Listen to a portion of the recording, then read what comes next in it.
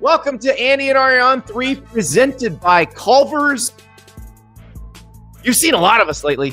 We had emergency shows on Friday afternoon, on Saturday morning. We're back for the regular show now, and we got to sift through what the hell happened. We've had some time to think on it and some time to see what has happened next. Nico Iamaleava leaving Tennessee moving on without him. Ari, do we feel any differently than we felt on Saturday when we were trying to figure out where Nico goes from here, where Tennessee goes from here? That was a jam-packed weekend of emotions, and I think that everybody has kind of come along to what we were talking about all week, right? I think that there are very few people in here that believe this is a savvy move, and this is just bad business, and I think that's where we're at right now going into the week.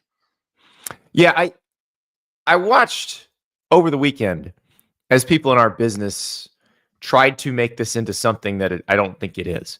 And we've all had this. If you work in our business, you've had that editor who calls and says, okay, so we need to make a trend story out of this. We need to explain how this fits into the bigger picture. We need to explain how this is going to touch off a whole bunch of these. And you listen to the questions that coaches got after their spring games. And that was all, well, are you worried this is going to happen with you? This is not the start of a trend, because this is people who didn't know what they were doing. Nico is not the symbol of something bigger here. Now, he had been the symbol of something bigger. Like when he signed his original deal, he was. When the Tennessee Attorney General went after the NCAA rules to keep the NCAA from investigating his contract, he was. He's not here, because here's the thing. Negotiations like the ones between Nico and Tennessee go on everywhere. There's a reason they don't go public. There's a reason you don't hear about them, because they don't have people acting as stupidly as people were acting in this one. Usually this stuff happens in December, the negotiations happen, and one of two things happens. Either the player is satisfied with the deal they are offered and they stay at their school, or they are not satisfied and the school says, we don't think you're worth what you're asking, and they leave. And it happens quietly. Because Nico's team overshot their window of leverage and took it into spring, and then doubly because Nico's team was stupid enough to tell him to skip practice Friday and skip the spring game, you saw it all play out in public. That's the difference. That's really the only difference. This is a case of guy is on a deal. School thinks deal is fair. Guy thinks deal is not fair. School says you're not worth what you're asking. Guy says, I think I am. And we're going to find out whether he is or not. My suspicion is that he's going to take a pay cut to go somewhere else. That people are not going to be jumping to pay him more than the 2.4, 2.2. Not exactly. It's something right around there that he was supposed to get for this season at Tennessee. You walk away from a good deal. He walked away from a really good deal. A deal that a lot of people would take. So here's my thought process on that, because I know it's been irking you all weekend that people are trying to make a trend out of this. Okay. The thing that we have to understand about this is that if Nico would have held out, and here's the other thing too, we're not sure that was a holdout. He left. Everybody, that was not a holdout. He keeps calling it a holdout. I think he didn't go to practice because he was done, not because he was saying, I'm not going to show up until you pay me. He was finished. That was it. He didn't go to practice. Then later on, what was it, a day? Was it a day later? The following morning, he's in the portal. I think that he knew that he was done because Tennessee was done with him when that was going on. So you can't even call it a holdout trend, because there was never a holdout to begin with. Second of all, you want to know what would create a trend? Is if Nico was an all SEC player last year and Tennessee had the same exact team, and he decided that he was going to hold out, really hold out at the beginning of spring and say, hey, listen, the spring portal opens The window opens in 2.5 weeks. This is the beginning of spring. I'm not going to practice till we get a deal done. If we cannot get a deal done, then I'm not going to go in the portal. And then Tennessee finds the money in the middle of spring, pays him, and then he comes back. That is a successfully executed holdout in the NFL sense, and that's not what happened here. So, like, that is completely different, right? So, what you have here is a person who thought that they were worth a lot more than they were, tried to strong arm the university that he plays for, found out the hard way that he's not worth what he thinks he is, and now is left to go find something else. Now, the thing that I tweeted over the weekend that I think is interesting, and it's something that we need to talk about, is the hope for him is that he had a backup plan lined up. Like, usually, like, when I go to the table with a contract negotiation, if I tell my employer I'm going if we can't get a deal done, that means I know where I'm going. You don't say that if you don't have anywhere to go, because you can find yourself unemployed. So the hope for Nico and his camp is that the backup plan is already in motion and that they're able to go to a place that they're comfortable with. But if they end up taking a pay cut or going to a place that isn't a power school, I don't think that's going to happen. I'm sure he'll land at a power school. But if he goes into a worse situation, are we sure? Less money. Are we sure? I'm sure somebody's going to take him. It's a quarterback, man. Like, it's a quarterback with a high ceiling. I think he'll find a P4 spot. I would be shocked if he didn't. If they're still demanding that level of money, which I heard as of yesterday they are. But if they are demanding that level of money, they will get to a point where it becomes clear. Listen, let's use. I'm so excited. I dropped the top off on my car this weekend and drove it around. I paid X for it.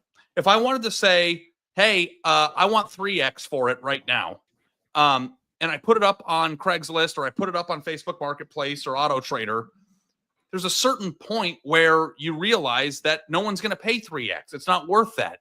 We think, but so they should have already reached that point. They pay even less than a Power 4 school to go to a Group of 5 school or don't play at all. Like, at a certain point, you've got to acknowledge what something's worth if you want to get money. I could put this Apple Watch on eBay right now for $5,000. No one's going to pay for it. So there's two options: either lower the price to fair market value or don't sell it. He's got to sell his services eventually to somebody. He might end up making a bad deal. We've all sold things that we think are worth more for less because we want the money. He's going to have to sell himself for less than he's worth to play at a power school, or he's not going to play at all. That'd be insane if he ended up at UNLV or something. UNLV just made up. That's just the first G5 school that popped into my head. I don't know.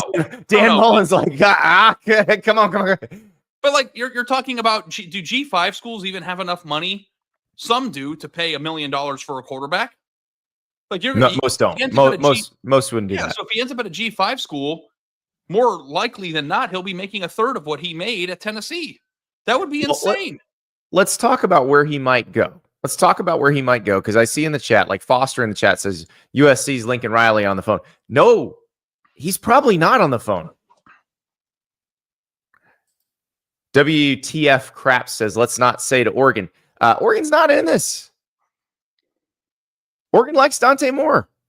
Yeah. Like, I think everybody assumes that because he was a 5-star recruit and because I think he played at a big school and they had a good record last year, that they are going to there just be all of these bidders in the marketplace. I don't think there are, especially after this. I think people cannot fathom how bad of a business move this was. And they want to think Oregon or Ohio State or Michigan or somebody's on the phone. Yeah. You want to think there was a plan.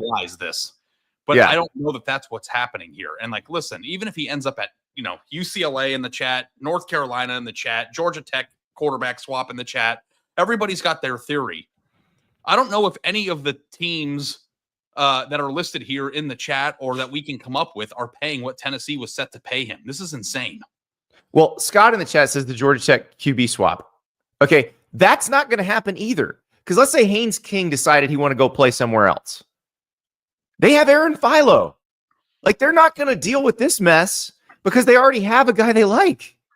And like, also too, when you think about rental quarterbacks for 1 year, Andy, you think about people that have proven production value. And like, listen, let's not like rewrite history and pretend like he stinks. Like, I've seen a lot of that, and I don't think he's pretty good, but he's not as good as they think he is. Yeah. Like, I saw a lot of switch up of like, I watched it happen firsthand to you last week, where Tennessee fans were giving you crap on Wednesday about leaving him out of your top 10, and then on Friday he sucks. And it's like, you can't change. He's a good quarterback, probably an average to above average quarterback in production value last year. That has a chance to be great at some point. I think that I still think he's one of the best 15 returning quarterbacks in the country. And if you would have ranked him in the top 3 portal quarterbacks, had he done it in the winter with John Mateer and Darian Mensah and those guys, then you can't push his value down now for a team that would love to have like an unexpected gift. So like, I do think somebody will probably spend money and probably overspend to get Nico. But I just don't know that it's going to reach what Tennessee was set to pay him based on the insane contract they gave him to begin with. So like, that to me is interesting. But yeah, well, and like Ben in the chat, SMU, TCU, okay. Kevin Jennings, Josh Hoover. Kevin Jennings led SMU to the playoff. Josh Hoover set the TCU single season passing record last year. Like, they're good. And also too, unless for whatever reason those guys wanted to leave. Kevin Jennings was on our like honorable mention for top 10 returning quarterback. I know he didn't play well against Penn State, but like, he is a guy that SMU is really excited about the ceiling of too. Like, he's not that far off in terms of just physical ability that Nico is. So like, we are in a very interesting time. And my God, it's just this could be a trend, hopefully, that helps people teach parents that think they know what's going on to hire an agent, which is kind of what you wrote this weekend. Yeah, no, a professional agent would have saved Nico from this. This would not have happened if they had somebody who knew what they were doing, because this all would have been handled very quietly back in December, and it wasn't. So, and look, they started trying to find one this weekend. I don't know how that search went. I know it didn't go well at first because basically the demands were still unreasonable, and if they're unreasonable, these guys are not going to want, like, if you're a real professional agent, you're not going to go to a school with a straight face and be like, you got to pay him all these millions of dollars. Like a real agent who deals with NFL players, who does these negotiations all the time, is going to say, here's what's realistic. Here's what we can realistically ask for. The same way you wouldn't hire a real estate agent to sell your house and say, I want $9 million for it. Everybody knows what's rational, except the people who are closest to it. Well, and that's why you hire that person, because you get so emotional about it. Like, I get it. If I got a son, I think the sun rises and sets with him. But is he a D1 quarterback? No, because he doesn't even play quarterback. But he's a D1. I understand that, but I still am going to overvalue him. Yeah. Yeah. I've gotten myself into a lot of, deals with things that I try to sell because I'm an eBayer.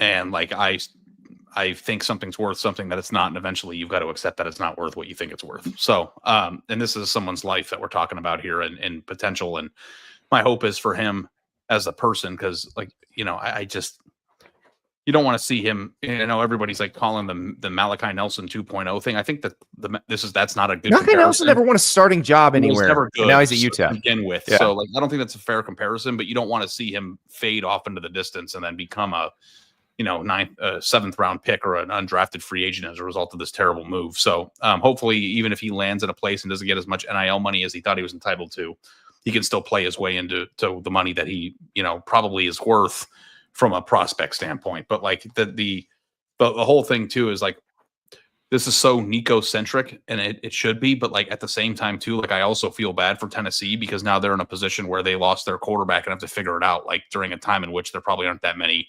A few will maybe drop out of the sky, but speaking of trends, Andy, you know what the one trend is? The players in Nico's class transferring. That's a trend. Yes.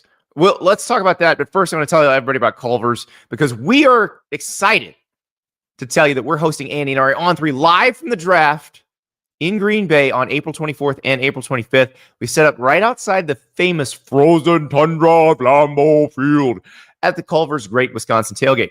Born in Wisconsin, Culver's is the home of legendary ButterBurger, fresh frozen custard, and Wisconsin cheese curds. No better representation of America's Dairyland than that, and they have brought it to the rest of the country now, and we thank them for that.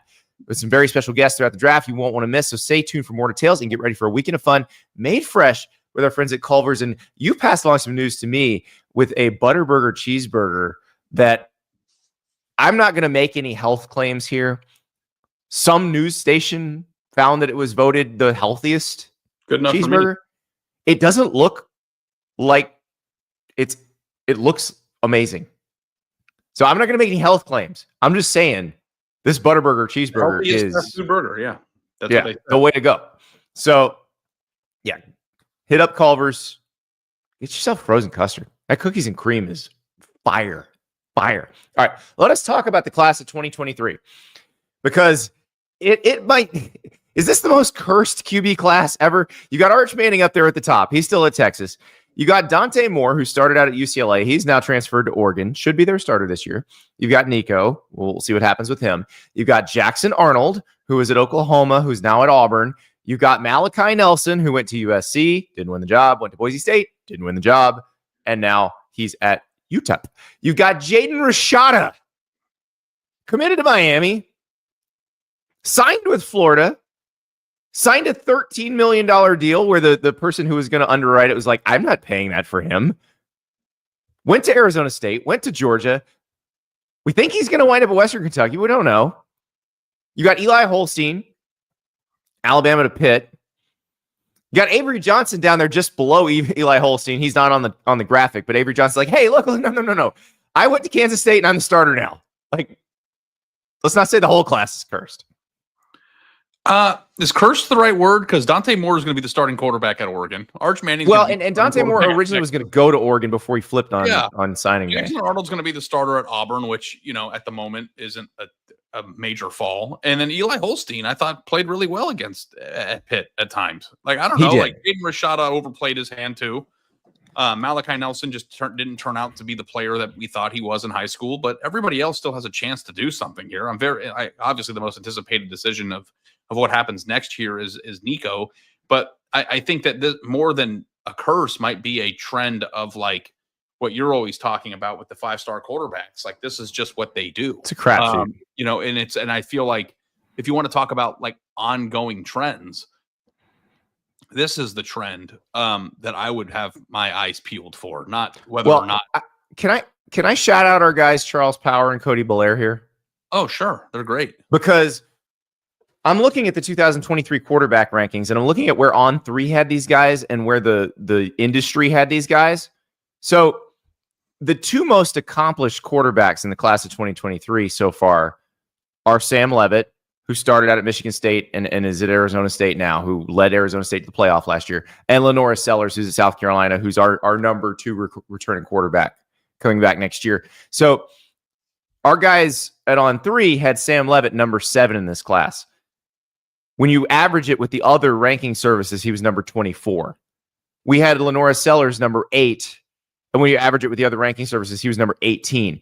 And I'll go down because the third, well, I think Avery Johnson is probably the third most in this is maybe, but the other guy who's been really good in this class, and there will be others because I think Austin Simmons is going to be good at Ole Miss, but the other guy who's been really good out of this class already is Darian Mensah, who was the starter for Tulane last year. He's going to be at Duke this year. Got a big bag to go to Duke.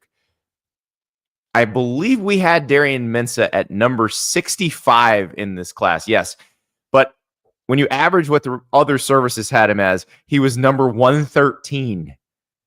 So short story, or short version of a long story, quarterback recruiting is a crapshoot.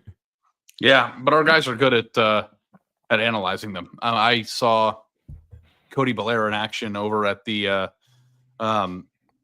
camp that I was at earlier this month, and it was or 7-on-7 I was at, and he was cooking and he was teaching me stuff and showing me what to look for and how he looks for things, and like it's insanely intricate. Like, I think that people have this like notion that 5-star quarterback analysis is just kind of like throwing darts at a board, but like they are looking at the details. They know size, measurables, all that stuff, but they look at footwork. They see how they do under pressure. I mean, like they have 9,000 different things that they're looking at that helps them put them in that position. And I think that they're pretty trustworthy people, and the rankings speak for themselves. So I'm happy that they're on our team.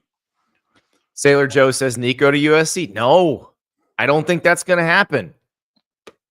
I've seen Ohio State in the chat. Not going to happen. I've seen Notre Dame in the chat. Not going to happen. We're going to talk about Notre Dame later in the show. Like, CJ Carr looked great during the spring game. Mm-hmm. Marcus Freeman has a decision he has to make, but it's not whether he's going to bring in Nico or not. Yes. Oh, I mean, I'm like just on the edge of my seat here waiting for this. Like, I need to know. Like, I kind of feel like this is a cliffhanger on a TV show. It's like, where's he going to end up? Yeah. Mike says Oregon State. They just got Malik Murphy. Do they have money to pay for a quarterback? I don't think so. Yeah. So a game show of a teams that most need a quarterback that would be willing to do what they can to get him would be fun. Zach says Belichick needs a QB. That's probably true. So there are power conference schools that I think could be in this. I'm sure he'd get along quite well with that team. Oh yeah, I'm sure that would be awesome. But maybe Nico's dad would actually listen to Bill Belichick. Maybe that's the one guy when Bill Belichick's like, listen, he's not worth $4 million a year. Yeah. And I do want to. We'll give you 1.5. We'll give you one too. Yeah. Take it.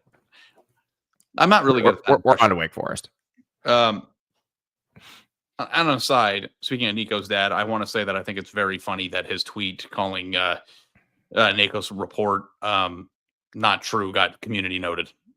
That was hilarious. That was amazing. The community note basically says, it turns out the report was true. It turns out that the report is true, yeah. Although he didn't, the community note didn't refute the other part of that. And I'll refute that. I don't think he's a BI7CH. Yeah. Well, all right. Yeah, maybe he's a BI8CH, but not a 7CH.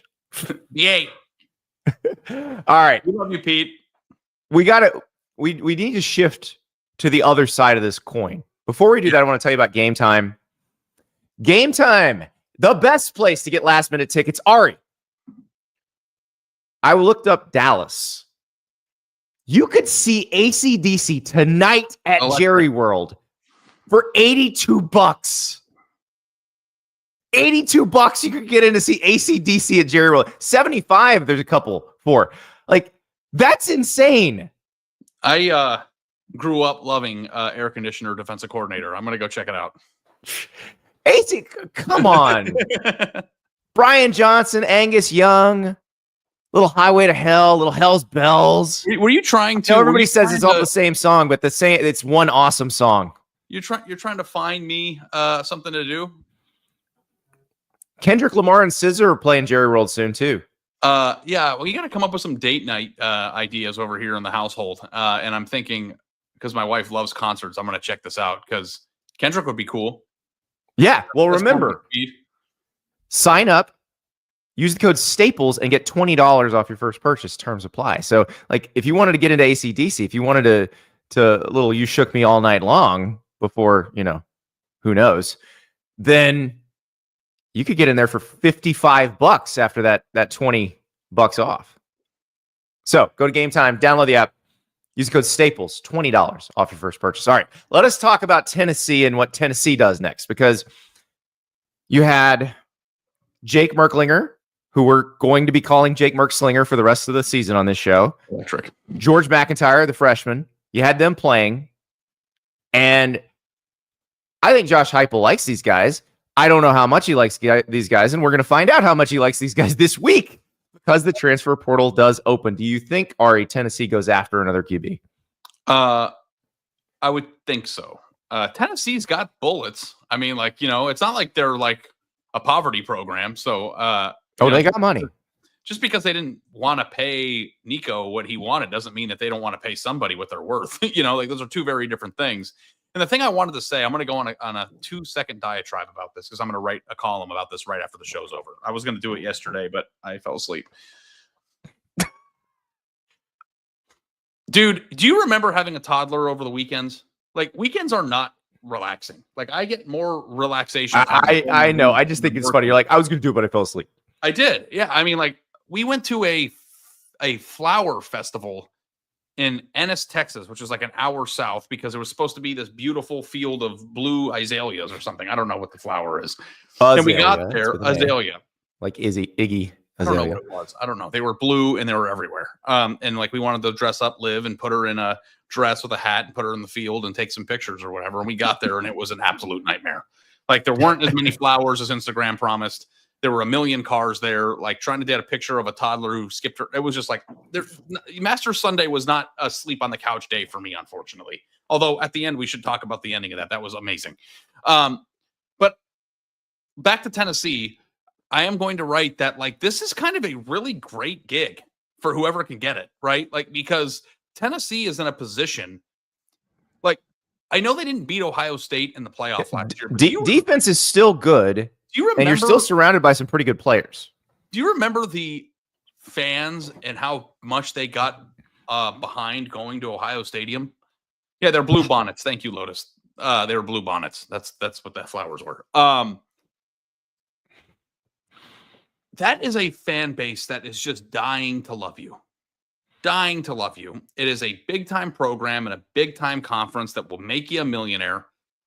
Plays in one of the most iconic stadiums in college football, and they are at a place where they are dying to love their quarterback. Like in terms of big-time football and being coveted in a way that you might not be coveted at other places, like this is a tremendous opportunity and a very sexy opportunity for somebody who wants to step into that role. And whoever steps into that role will automatically start 5 or 6 spots ahead of where a quarterback typically does in the admiration department, because Tennessee is hurt by what happened here. They might act like they don't care. You can be the greatest rebound QB of all time. Yeah. This is the greatest rebound relationship ever. If Tennessee goes out and gets somebody and then they perform, like Tennessee might be like the sexiest spot to land imaginable. I'm going to write that today. I think that this is amazing. So, you know, and it's just like I saw somebody, I think River sent the tweet, but like it was like some Tennessee fans like, who wants to be a millionaire, quarterback edition? It's like, okay, let's get who wants to be a millionaire. Someone's going to be one. Oh, yeah, and it had basically the entire Big 12 starting quarterback list on it. Tennessee, Vol Twitter, please don't come after me for saying this. I've just been thinking about this all day, and I can't stop. If they don't get a portal quarterback, and then Merklinger holds out.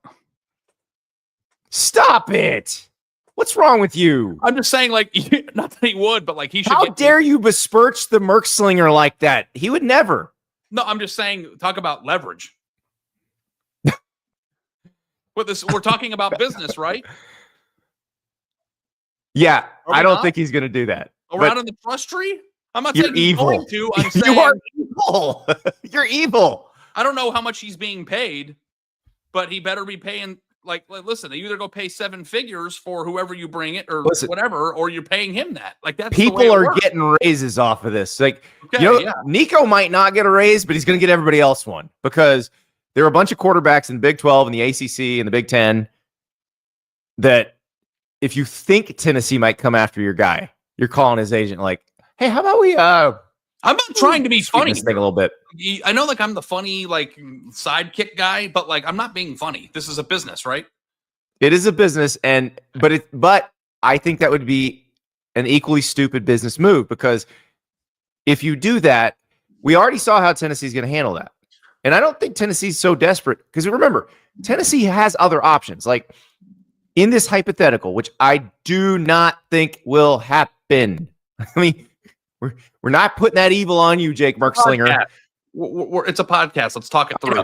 But in this hypothetical, if that were to happen, Tennessee's just going to go get somebody out of the portal. They're gonna just fire the money cannons and somebody's coming. What if he decides to hold out in August?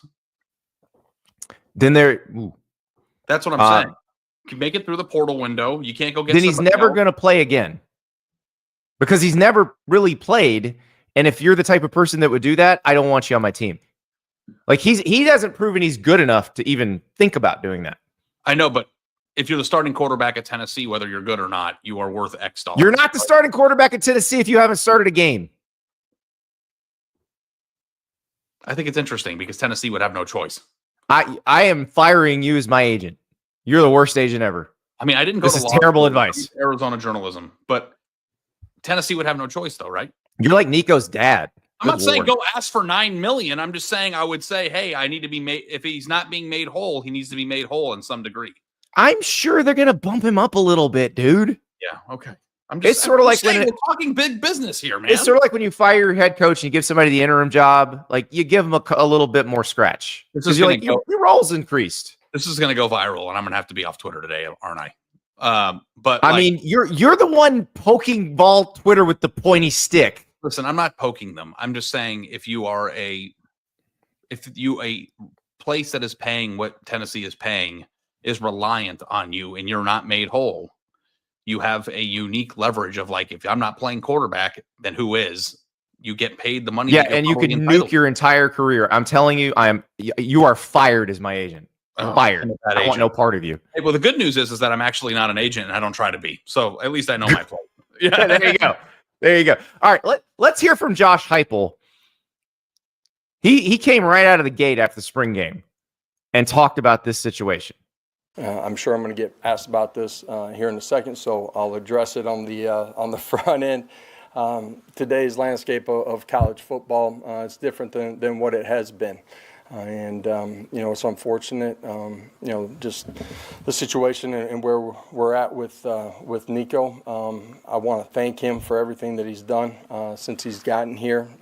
That's as a recruit to who he was as a player, and how he competed inside of the building. And so a great appreciation for that side of it. Obviously, we're moving forward as a program without him. I said it to the guys today. There's no one that's bigger than the power T, and that includes me. And they hear me say that a lot inside of that team room. This program's been around for a long time, with a lot of great coaches, a lot of great players that came before that laid the cornerstone pieces, the legacy, the tradition that is Tennessee football. It's going to be around a long time after I'm done and after they're gone. And that's what's special about being here, is that there is a legacy and a tradition that is so rich, and a logo that's recognized not just across the nation but across the world. He's right. That logo is bigger than anybody else. And I think Philip Fulmer actually said this back when he was about to be fired as the coach. He said, a school is bricks and mortar. It's going to be here forever. Like, he's right. None of these guys are bigger than the power T. None of them are bigger than the program. And that's where Team Nico miscalculated, I think, here, because they made Tennessee's decision really easy. And Ari, I think other coaches would find this decision easy too. Here's Mario Cristobal talking after Miami's spring game. He got asked about it too. We're not going to do that at Miami. And I say that without any hesitation. If anyone's thinking that, and they could be the best player in the world, if they want to play holdout, they might as well play get out. We don't want to do that. We don't want Miami to become that. Too many guys have sweated, bled, have laid it on the line on that field to ever become that kind of a program. And same answer, really. Like, the program's bigger than you. And it was interesting when Cristobal was doing his press conference, this was the last question of the press conference, and he's getting asked, and you could tell his SID was getting a little nervous about it. And Mario turns back and he goes, "Oh, I can answer this one. This'll be good." And it was good. Yeah. It is interesting though, because on one hand, if you are a transactional program, and Miami has actually done quite well in high school recruiting, so maybe they're not quite as they're good at both. They're good at the the transfer portal and high school recruiting. If you are a transactional program, you can't say that as much with a straight face as a team that tries to use high schools. Like, for instance, not to bring Dion into this, but let's bring Dion into this. If people at Colorado started playing these games, Dion strikes me as the type of person that would have zero no tolerance for it. No he would right? be done with them. Yeah. But at the same time, too, if you bring those types of people into your program, it's the same exact thing that we said about Tennessee. Like, Tennessee brought them in knowing who they were. This is the Kirby Smart argument. This is the what Kirby Smart said, and I am going to write that column today because you told me I needed to, and I'm going to. Yeah, you're him. Kirby Smart said it 2 weeks ago. He said, "We're not going to recruit people whose primary motivation is money." And everybody's motivated by money in some way, shape, or form, but not everybody is motivated number one by money. And the trick now is to find football players who would do this for free, but yeah, they'll take 750 grand or whatever it is to do it. Yeah, and also too, everybody in college football has been motivated by money forever. Like this isn't like new. The money just was how well do you perform, how much do you sweat blood and tears or whatever the thing is for your program to put on tape that you're worthy of an investment. So like everyone always goes and says like I'm afraid they're not going to play really hard. It's like I would hope that they would play hard because there's film of this and NFL draft scouts are going to be looking at every single snap you play. Right, and there's still more money in the NFL. Still more money. So, but yes, I think that there's a way to be driven by money while also keeping the main thing.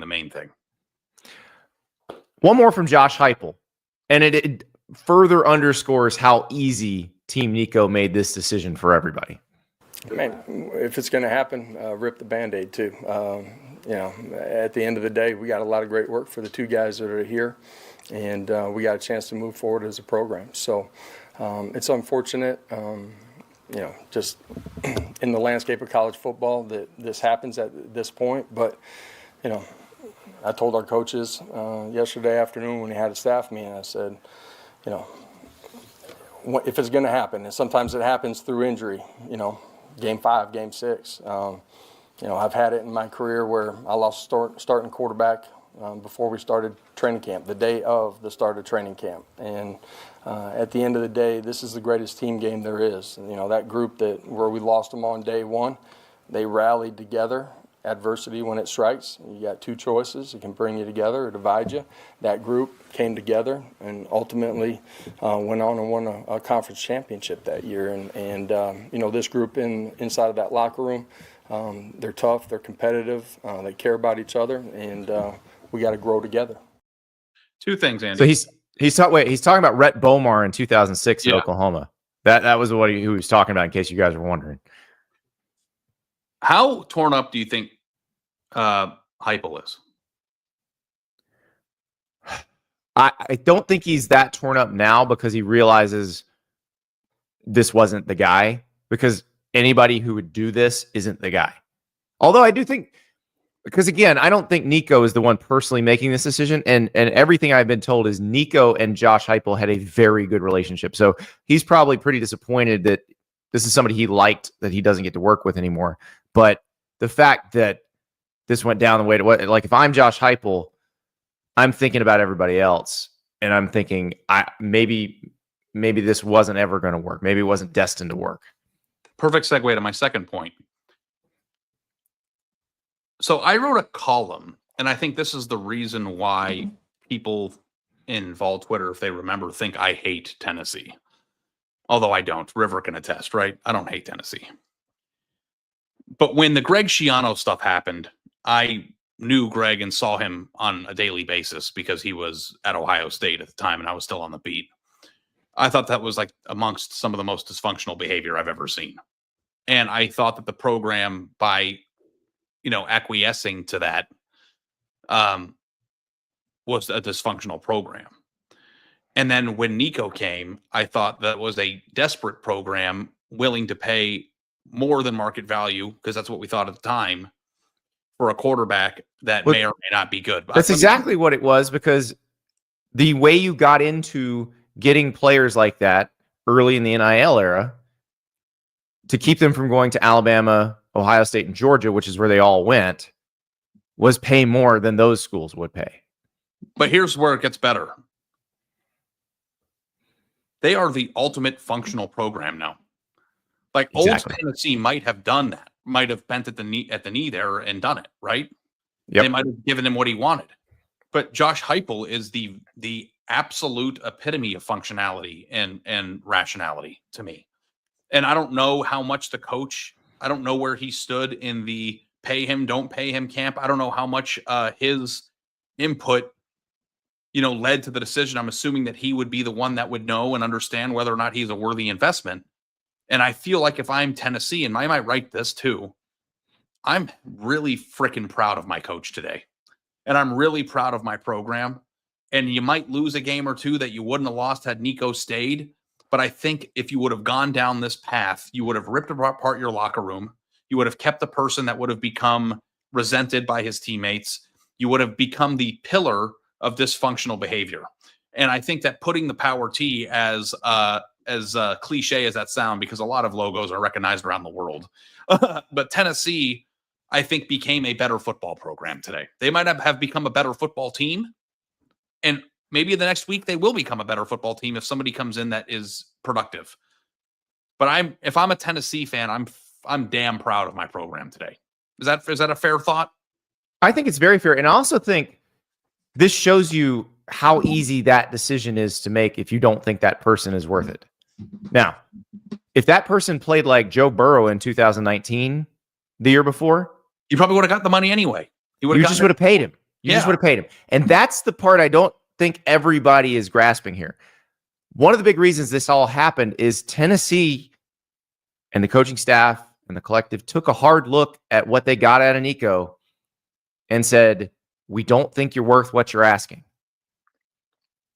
It's an easy decision for programs at that point. It's only hard if the player's really, really good and they're asking for something that the program can't pay. Yeah. But this was an easy decision. And I think it will be easy if this happens again. I don't think this is going to, because this is going to become a cautionary tale. We'll see where Nico winds up. I'm very curious. I don't know. I don't know where he's going to wind up. It may lead to program reform too. I also don't think this is I don't think it's going to be a parallel or better move for Nico.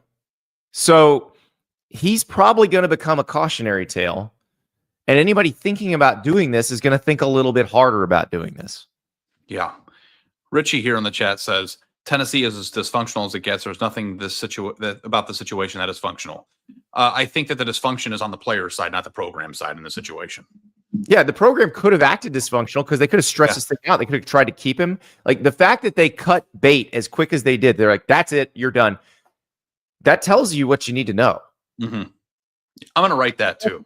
I think a lot of the better programs in the country would have done that. I think that's just like, you're not messing with Ohio State like that, or Alabama, or Georgia, or Clemson. Like, can you imagine somebody trying to do that to Dabo?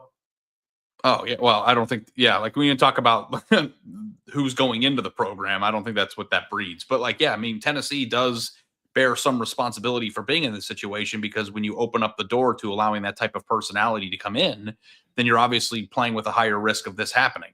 But I also am very curious to see, too, if Tennessee will be more cautionary with their NIL dollars for high school students moving forward. And they might want to read the personality and what drives them a little bit better than maybe they did in this situation. So J Love Sports says Carson Beck got $3 million and some scrub got $5 million from Duke. Darian Mensah, not some scrub, also didn't get $5 million, but did get a lot of money. Yes.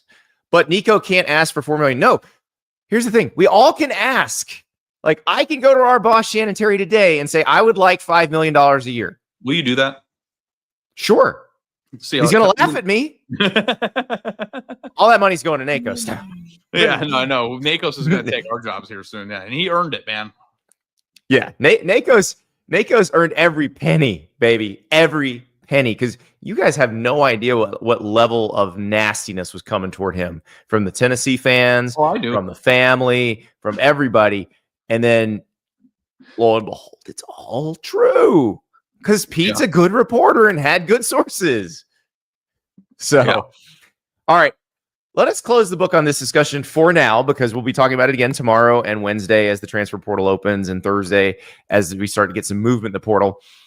But we're going to talk about some of these other spring games, because there was news out of them. Let's start in Gainesville. Dallas Wilson, that dude, apparently. I'm in so much trouble, Andy. Uh-oh. Why? Because I am going to be all Florida this entire offseason. And I better not be made a fool of. You be careful with that, Ari. I'm going to warn you, as someone who's watched the Gators for a very long time. Be careful with that. Andy, I told you that I pick a team every offseason to be good that people laugh at me for. And I did it 2 years in a row, and I was right. Okay, Texas, 2 years ago. I said they would win the Big 12 and make the college football playoff. People said I was insane because they always choke. They made it. Last year, Notre Dame, and I stuck with it even after they lost to NIU all the way through the year, and then picked them to go to the national championship game in my bracket before the playoffs started. Was right on that. I think Florida's going to be my team this year. That's fine. I think they're listen. I think you've got a good shot here. Here's your issue. Okay. What's going to happen with DJ Lagway? Now, let's play a clip from Billy Napier that should make you feel very, very good. This is Billy Napier talking about DJ Lagway. Yeah, no, DJ's doing great. He'll start throwing here in a couple weeks. But yeah, just in general, very positive there. You know, he's,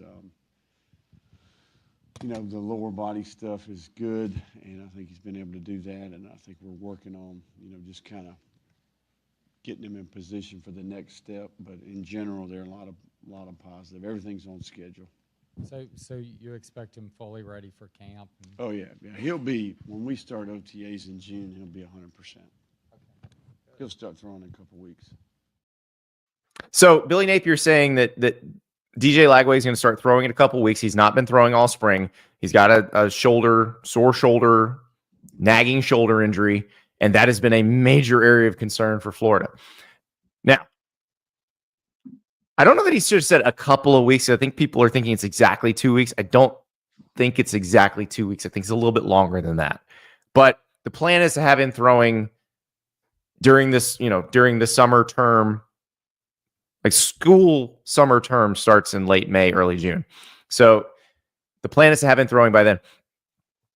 The question will be, when he throws, does the nagging injury persist? Because if it does, then you gotta worry about maybe having surgery. But if he throws and there's no pain, he's good to go. And they are confident that he's going to be good to go for camp. If he is, Ari, I think your projection of Florida being good is, let me be perfectly clear. You got a good shot of being right there. Let me be perfectly clear.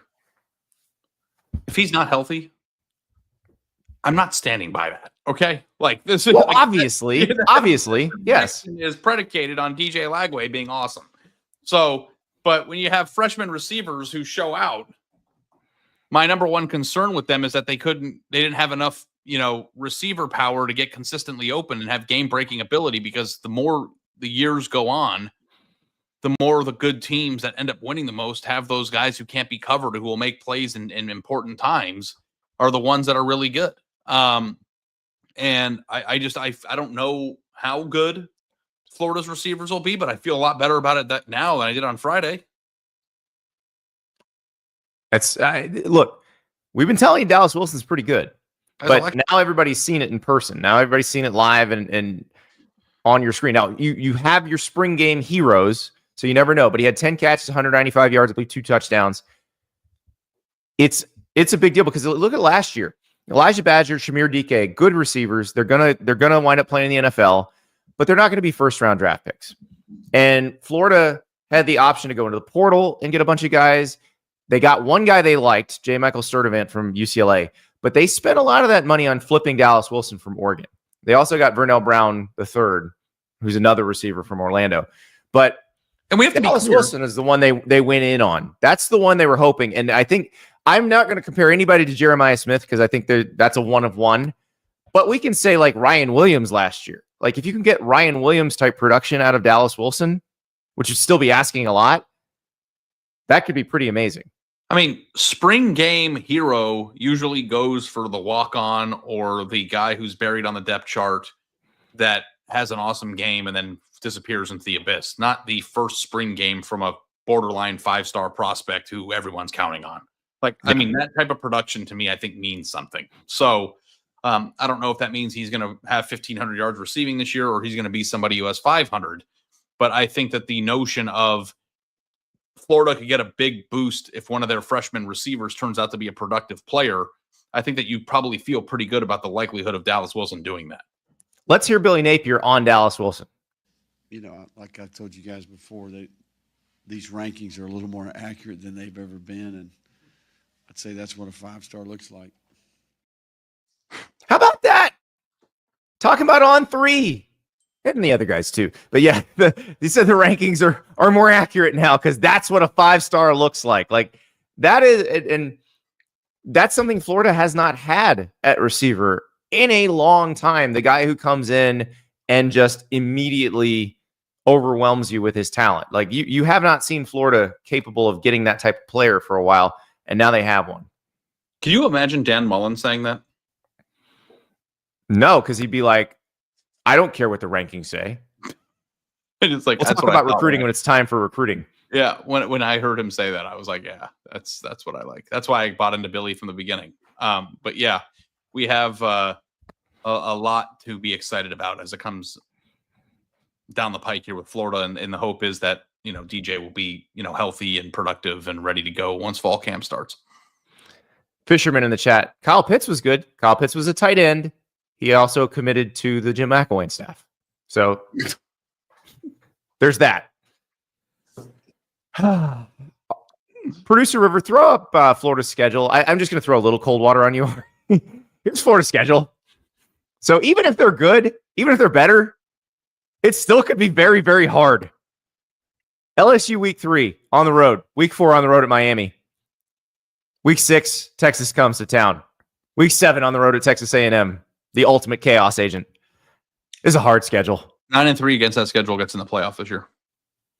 I think you might be right. Yeah. I think you might be right because you probably have beaten a playoff team if you go 9-3. Although Tennessee, they're on the tail end of that schedule. Given the Nico drama, does that change how you feel about that game? And obviously, it's the next to last week of the regular season. A lot can change between now and then. Yeah, I mean, how I feel about that game now and how I feel about it a week from today could be different, So, I'm going to abstain from an opinion on that until I see who they're working with. But, I feel Florida is probably in a better position today, but that's temporary. Yeah.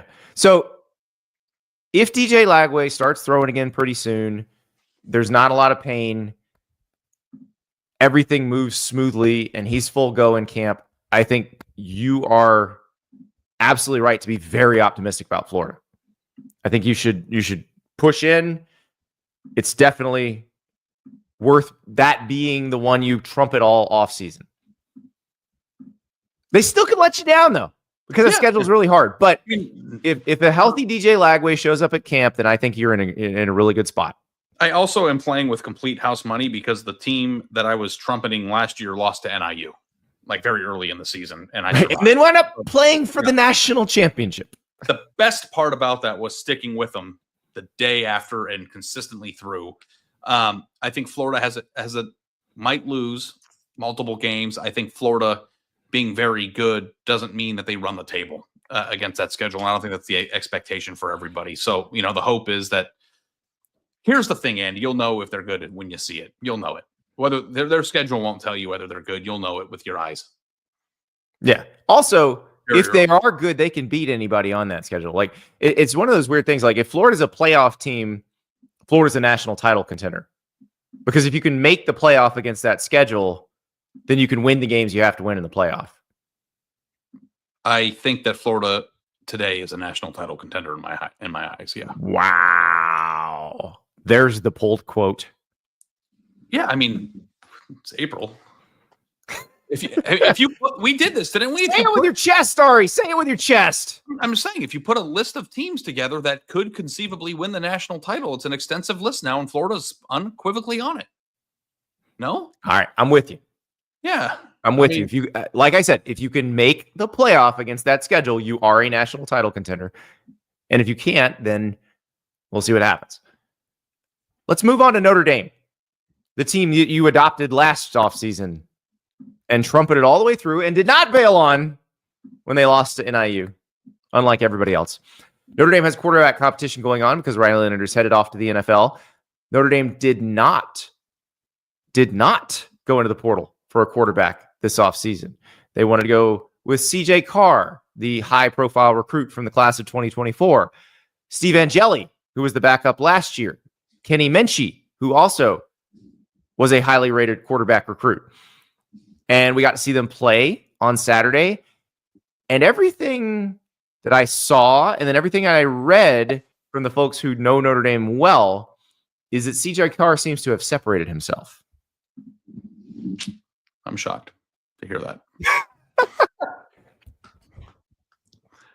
Andy, I think that if they were going to go Steve Angeli, I'm trying to think of how to say this. I just think that like it's a fake quarterback battle. I think that we do this. And I don't think it's fake. Yeah. I think Steve Angeli did enough to be considered, but it might be that CJ Carr is just better. And that makes a difference. CJ Carr couldn't play, or that they were unsure of whether or not he could conceivably win the job, or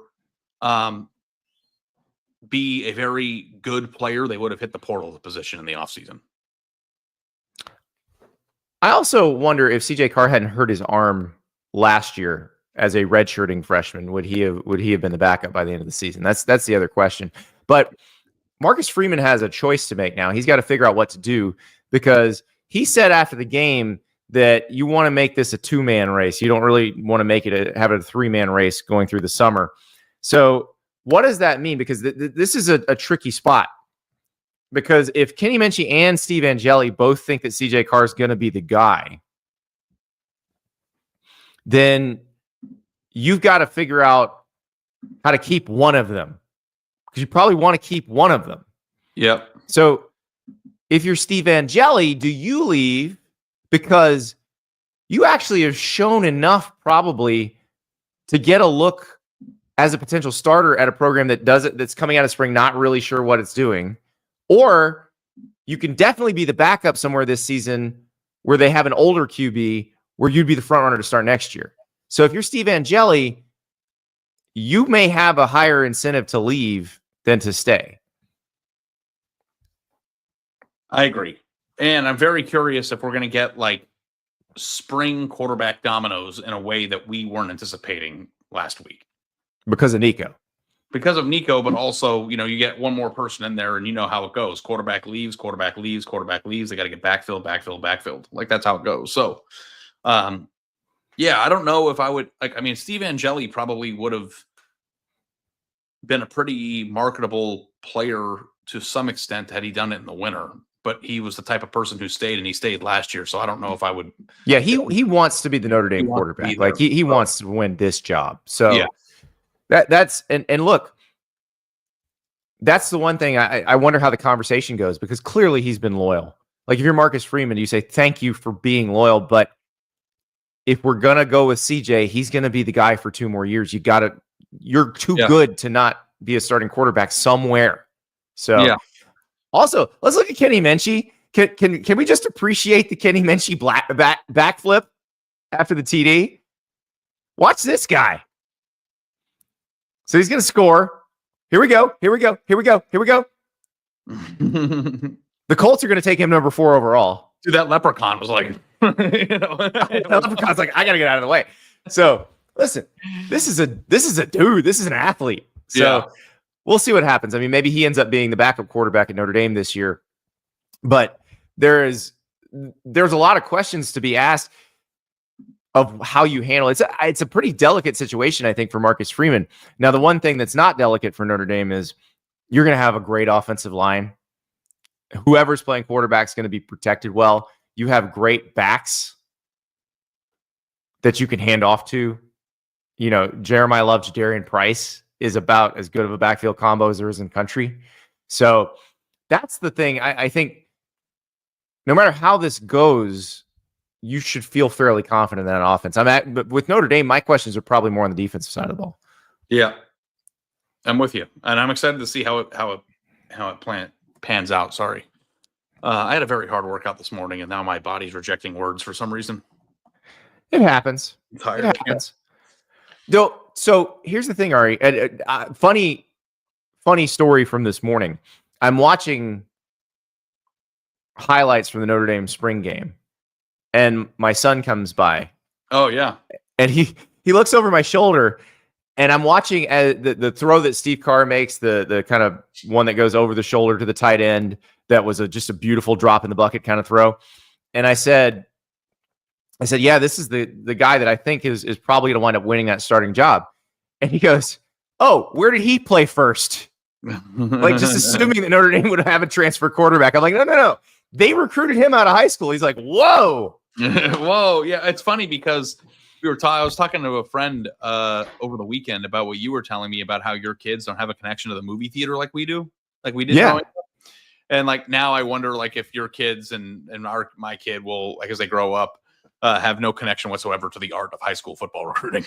Well, they live in Gainesville, so they've seen DJ Lagway in Florida. They've seen a guy who came out of high school who became a famous person at the first school. So it's not out of the realm of possibility for them to see this. But yeah, it's strange. But yeah, my son is a pretty big college football nut.